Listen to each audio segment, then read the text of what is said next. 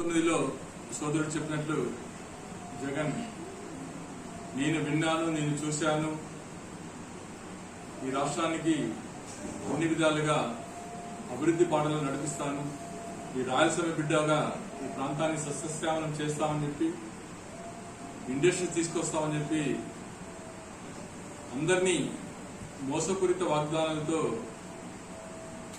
జగన్మోహన్ రెడ్డి గారు ఈ రాష్ట్రాన్ని పూర్తిగా విధ్వంసకర పాలనని, కక్షపూరిత పాలనని, మరి ఇలాంటి రాక్షస పాలన అంతమొందించడానికి ఈరోజు పెద్దలు శివానంద రెడ్డి గారి ఆధ్వర్యంలో ఈ నందికోట నియోజకవర్గంలో జయసూర్య గారి కానీ, ఇటు పార్లమెంటరీ అభ్యర్థి అయిన తెలుగుదేశం పార్టీ అభ్యర్థి అయిన శబరమ్మ గారిని మీరు గెలిపించుకోవాల్సిన బాధ్యత మనందరి మీద ఉంది. ఎందుకంటే ఈరోజు మత్స్యమర్రి ఎత్తిపోతల పథకమైన, అలాగే రాయలసీమలో పశ్చిమ ప్రాంతమైన గుండ్రేవల, వేదవతి, ఆర్డీఎస్ కెనాల్ అయినా, అలాగే ముఖ్యంగా రాష్ట్రానికి అనుసంధానమైన ఈ నందికొట్కూరు హైవే ప్రాంతాన్ని ఈ రోజు నుంచి సాయంత్రం నుంచి ఉండి ఇంకా క్యాంపెయిన్ స్టార్ట్ అవుతుంది. ఈ రోజు లీడర్స్ వల్ల చాలా మంది రావడం జరిగింది నందికొట్కూరుకి. రాబోయే త్వరలో ఆ లీడర్స్ అందరికీ ధన్యవాదాలు. అదేవిధంగా త్వరలోనే మన కాన్స్టిట్యున్సీకి చంద్రబాబు నాయుడు సార్ కానీ, లేకపోతే పవన్ కళ్యాణ్ గారు ఒకరి ప్రోగ్రాం ఉంటుంది. ఆ రోజు మంచి సాయంత్రం పూట మంచి పబ్లిక్ మీటింగ్ పెట్టుకొని మళ్ళీ అడ్రస్ చేసుకోవచ్చు అనే ఉద్దేశంతో ఈరోజు సింపుల్ గానే నామినేషన్ ఫైల్ చేయడం జరిగింది. సో దయచేసి అందరూ వచ్చి దాన్ని సక్సెస్ గా చేసినందుకు ప్రతి ఒక్కరికి నా ధన్యవాదాలు. తెలుగుదేశం కుటుంబ సభ్యులకు, అబ్జర్వర్స్ అయినటువంటి మన సలీంకు, శ్రీకాంత్ రెడ్డికి, అదేవిధంగా మన అభ్యర్థి అయినటువంటి జయసూర్యకు అందరికీ నా నమస్కారాలు.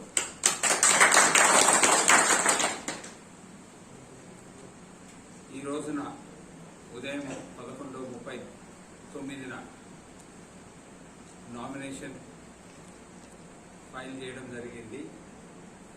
ఎమ్మెల్యే అభ్యర్థిగా గిత్తా జయసూర్య గారి వెంబడి నేను, రామయ్య, మునాఫు, అదేవిధంగా లింగారెడ్డి అన్న అందరం కలిసి ఎంఆర్ఓ రిటర్నింగ్ ఆఫీసర్ దగ్గర ఫైల్ చేయడం జరిగింది. ఆల్మోస్ట్ స్క్రూటినీ కూడా అన్ని ఎక్స్ప్లెయిన్ చేసి చెక్ లిస్ట్ లో కూడా అన్ని సక్రమంగా ఉన్నాయని చెప్పడం జరిగింది. ఇక కూటమి అభ్యర్థిగా నాకు అవకాశం ఇప్పించిన చరిత్ర ఒక మాండ శివానంద రెడ్డి సార్ గారికి దక్కుతుంది.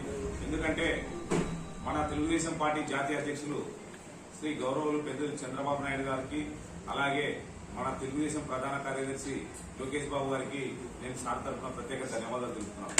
ఎందుకంటే ఈరోజు రాష్ట్రంలో చాలా ప్రజా వ్యతిరేకతను కూడగట్టుకునే ఘన చరిత్ర కూడా జగన్మోహన్ రెడ్డికే దక్కింది.